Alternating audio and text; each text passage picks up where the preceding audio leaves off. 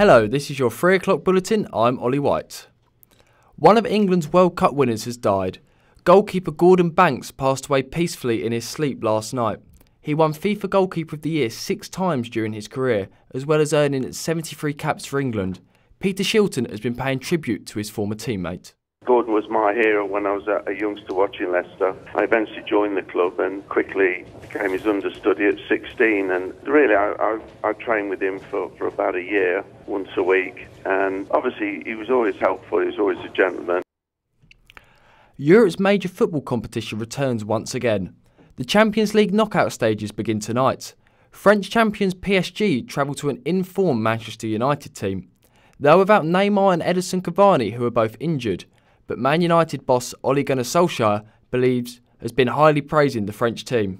I played against them for Molde in '95 in the Cup Winners' Cup. So the difference of their challenge now is fantastic. The improvement, they've got some of the world's best players. So that tells you everything about their evolution and how they've progressed.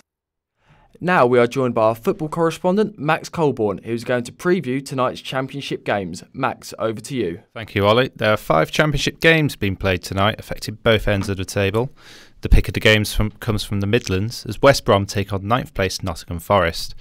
Elsewhere, informed QPR travel to Bristol City, struggling Rotherham face Hull, Millwall host Sheffield Wednesday, and Birmingham plays second from bottom Bolton Wanderers. Back to you, Ollie. Thank you, Max. Britain's horse racing shutdown is coming to an end. The British Horse Racing Authority has announced a risk-managed return to racing will take place on Wednesday. This comes after 6 cases of highly contagious virus which were identified at the yard of trainer Donald McCain in Cheshire last Wednesday. Racing will resume with meetings at Molesborough and Plumpton. On to cricket now, and one of the West Indies bowlers has been given a verbal warning. Shannon Gabriel was told by umpires to mind his language during their test match against England. This comes after Joe Root was caught telling Gabriel it's okay to be gay. Gay rights campaigners are pleased with his reaction.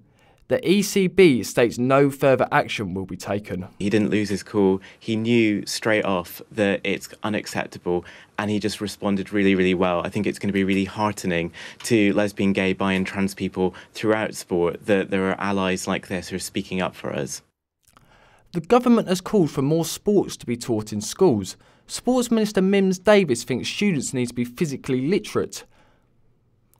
We asked the public what they thought of this. I think that's a pretty good idea. Instead of staying indoors, like playing Xbox and things like that, they could be outside having fun, being healthy and things like that. I was at school, I hated physical education, but I know it really helps in giving you the sort of discipline to keep healthy for the rest of your life. There is a good balance, but I don't think it should be kind of like forced upon them by the educational authorities. I have Javier Ginesta. As we heard there, Javier, schools in England are now looking to increase the amount of physical education from 2 hours a week to half an hour a day. Is this something similar in Spain happens? Well, actually, in Spain, what we have is it's a common course on sports science in primary school of 2 hours per week. So I think that in England there's more hours of sports science and more hours of leisure. But the important thing is not that, in my opinion, is not that the primary school can give us more hours of sports science. In my opinion, is to give the students culture that they have to use sport to be healthy, that they have to be they have to use sport to know about discipline, they have to use sport to have good habits, healthy habits. And in my opinion, it's not only important what students can do at primary schools, but also it's very important what the family can give to kids, can give to children when they are out of school. So extra activities during the afternoon are very important. As you said there, you just touched on the extra activities. We here have a lot of after-school clubs that are run by teachers. Is that quite a common thing in Spain as well, for teachers to run the after-school clubs?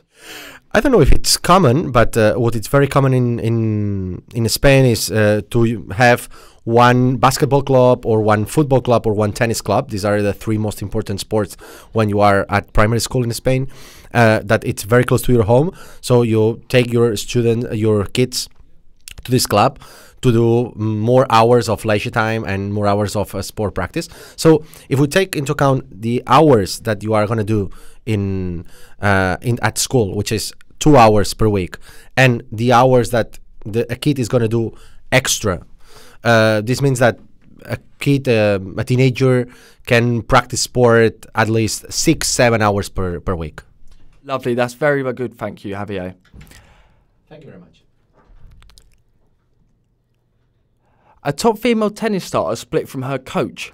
New world number one, Naomi Osaka, thinks it's time to move on from Azerbaijan.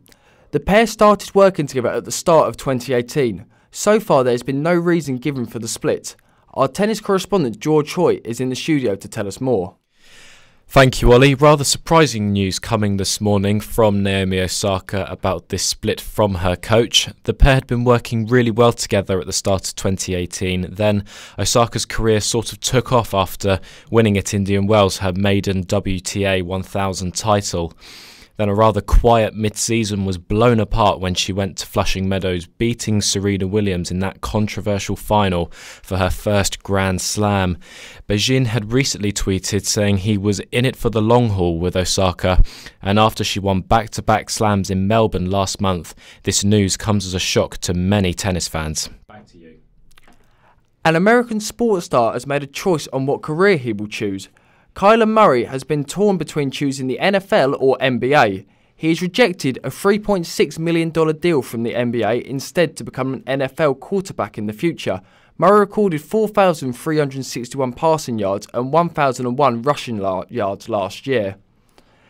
And finally, there's a local hockey rivalry taking place tonight. Solent take on Southampton in the quarter-final of the Western Conference Cup. That's all from us today. Keep up to date on our website sportsjournalism.co.uk. We'll see you again tomorrow.